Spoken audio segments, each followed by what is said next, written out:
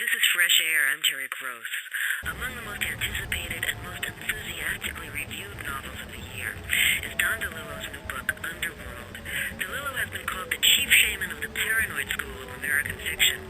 That's perhaps best exemplified by his novel Libra, a fictionalized version of Lee Harvey Oswald's life. The new novel, Underworld, begins on a day in 1951 framed by two events: the Giants winning the pennant with a surprise home run, and the Soviets testing the atom bomb. In a New Yorker article about DeLillo, David Remnick wrote, "Many of DeLillo's old themes are in Underworld: the increasing power of the image and the media in the modern world, the uncertainty of American life after the Kennedy assassination, a sense of national danger, men and women who live outside the mainstream of ordinary life and language.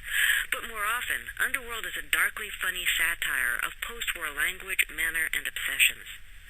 I asked DeLillo why he chose the baseball game and atom bomb test to frame his new novel. He told me he was checking out the baseball game in an edition of the New York Times from October 4th, 1951, and he found the story of the bomb test. It struck me with the force of revelation.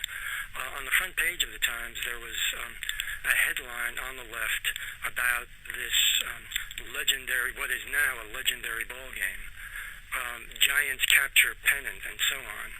And on the right side of the front page, symmetrically matched, three columns, a three-line headline, the same typeface: Soviets explode atomic bomb. Something about the juxtaposition of these two events made me think there was something here I wanted to explore. I wasn't sure at the moment quite what. What I did feel was a sense of the power of history. And through the 5 years it took me to write the book, it began to occur to me slowly that in fact there is a kind of relationship between this ball game, this particular ball game, and that atomic test on the other side of the world. And what do you think the relationship is? Well, I think that the ball game was a unifying and largely joyous event, the kind of event in which people come out of their houses in order to share their feelings with others, and an event not primarily defined by television. There was only limited coverage.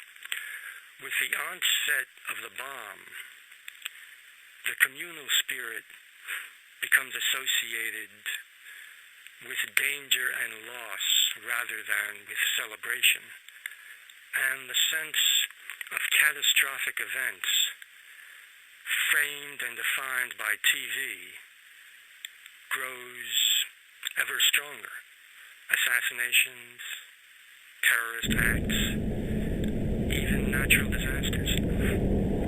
In my private little history text, this ball game marks a kind of transitional moment between the end of World War II and the beginning of the Cold War.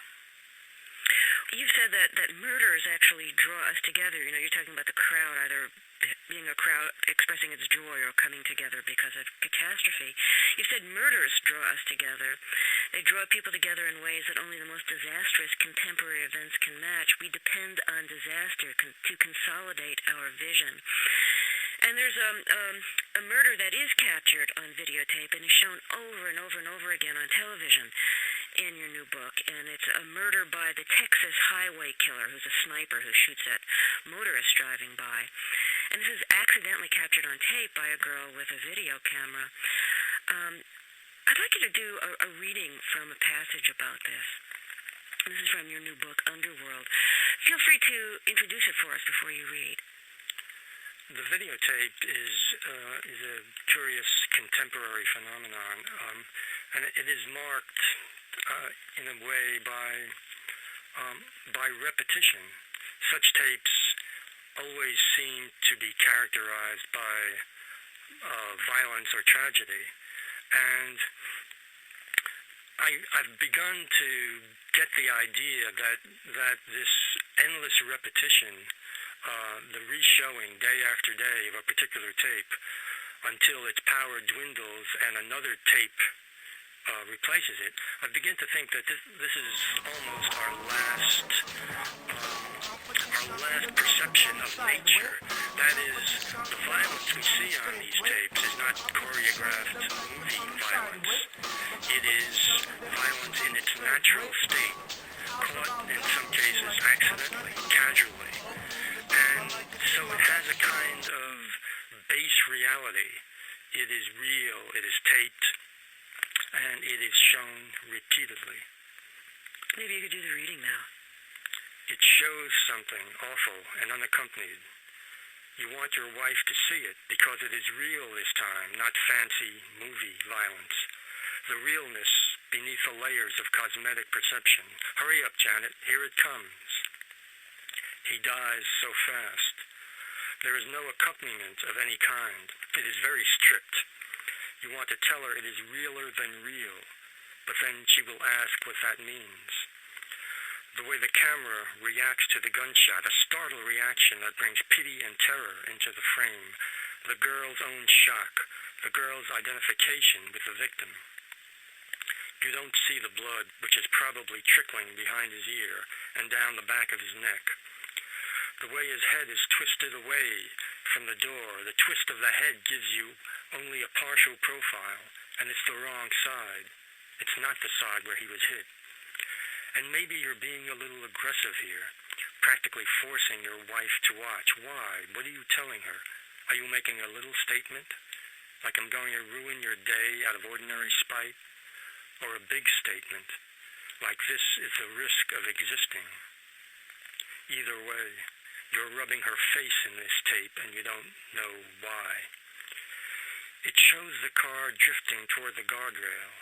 And then there's a jostling sense of two other lanes and part of another car, a split-second blur, and the tape ends here, either because the girl stopped shooting, or because some central authority, the police, or the district attorney, or the TV station, decided there was nothing else you had to see. This is either the 10th or 11th homicide committed by the Texas highway killer. The number is uncertain because the police believe that one of the shootings may have been a copycat crime.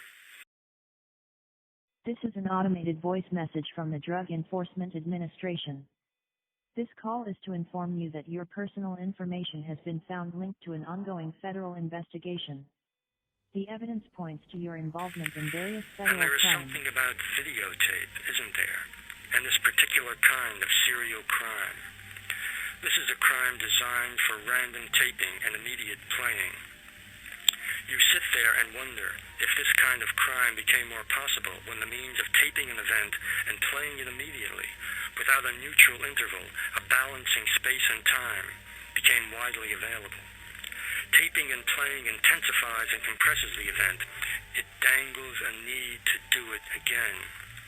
You sit there thinking that the serial murder has found its medium, or vice versa. An act of shadow technology, of compressed time and repeated images, stark and glary and unremarkable.